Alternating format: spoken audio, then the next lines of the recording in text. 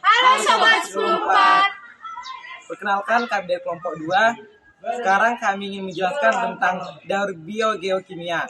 Pertama sekali kami ingin perkenalan diri. Perkenalkan, nama saya Malvin Manurung dan teman saya. Nama saya KJ Sinandela dan teman saya. Nama saya Nutiman Papu dan teman saya.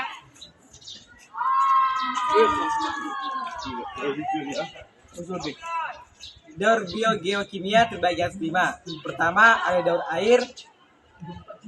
Yang kedua ada daur karbon. Yang ketiga ada daur fosfor.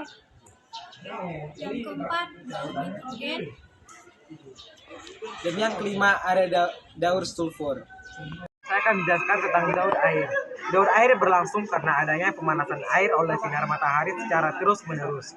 Air tersebut berevaporasi, kemudian jatuh sebagai presipitasi dalam bentuk hujan, salju, hujan es, atau kabut. Air yang beresipitasi diantaranya dapat berevaporasi oleh tanaman sebelum mencapai tanah. Evaporasi atau transpirasi merupakan air yang ada di laut, di daratan, di sungai, dan di tanaman akan menguap ke angkasa atau atmosfer dan akan menjadi awan. Pada keadaan jenuh, uap air atau awan akan menjadi titik-titik air yang selanjutnya akan turun atau mengalami presipitasi dalam bentuk hujan, salju, es, dan kabut. Perkolasi. Di dalam tanah air bergerak melalui pori-pori tanah dan batuan menuju permukaan tanah.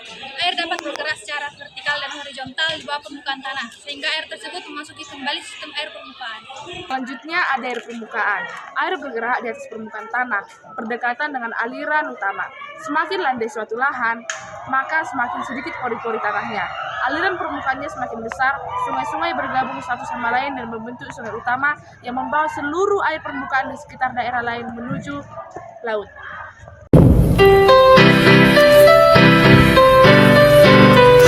Tahukah kawan-kawan, air dapat diperbarui, itu semua karena air ada siklusnya. Ayolah kita lihat seperti apa prosesnya. Siklus air dengan tahapannya, sungai air menguap disebut evaporasi, lalu membentuk awan disebut kondensasi. Air jatuh ke bumi disebut presipitasi, meresap ke bumi disebut infiltrasi.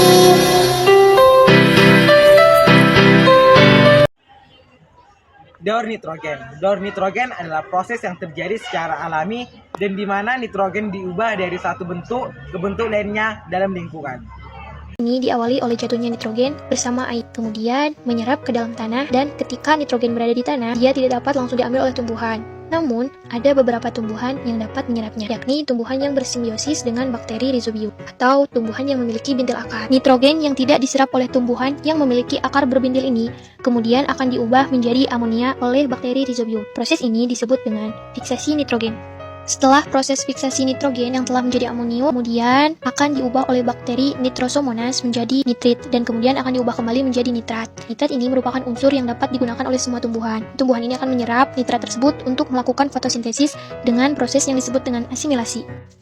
Nah, jika ada tumbuhan yang telah menyerap nitrat ini kemudian mati, atau beberapa hewan yang memakan tumbuhan tersebut mati yang kemudian menjadi bangkai, maka bangkai tersebut akan diurai oleh dekomposer baik fungi maupun bakteri. Hasil penguraian tersebut akan menjadi amonium. Nah, proses ini disebut dengan amonifikasi, sehingga akan kembali diubah menjadi nitrit dan nitrat melalui proses nitrifikasi tadi. Nah, nitrat yang tersisa atau nitrat yang tidak diserap oleh tumbuhan untuk melakukan fotosintesis akan diubah menjadi nitrogen bebas oleh bakteri denitrifikasi. Nitrogen bebas tersebut yang berada di atmosfer akan kembali melakukan siklusnya atau akan berdaur ulang secara terus-menerus.